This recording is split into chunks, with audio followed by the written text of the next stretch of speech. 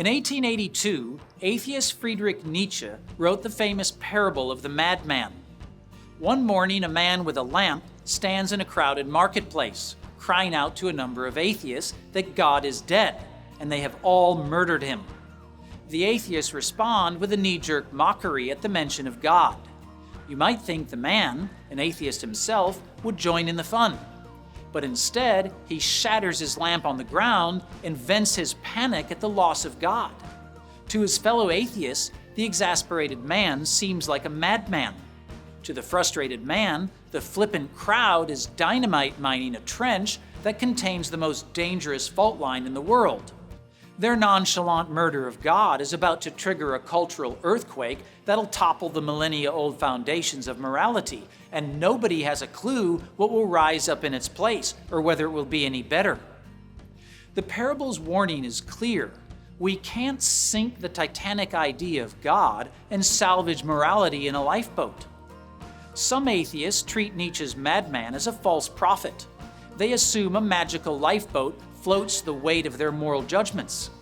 Others see the dilemma and try to build a second Titanic for morality based on science.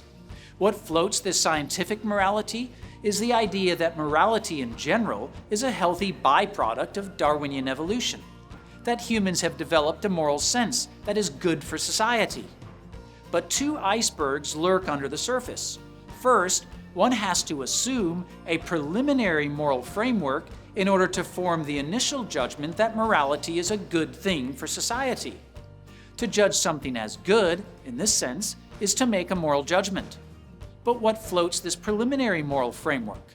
The question leads to an infinite regress, its magical lifeboat, so to speak, all the way down. Second, religion, politics, and the arts are also byproducts of human evolution.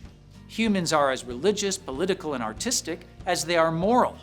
So what floats the atheist moral judgment to cherry-pick some of evolution's fruits but discard others? On a purely scientific basis, the exclusion of religion from human society is prejudicial. One has to assume a magical lifeboat again to float the cherry-picking.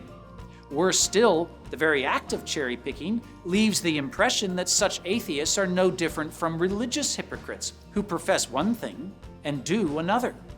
But this isn't my conclusion, it's Nietzsche's, and the atheists who have ears to hear have to reckon with their own prophets.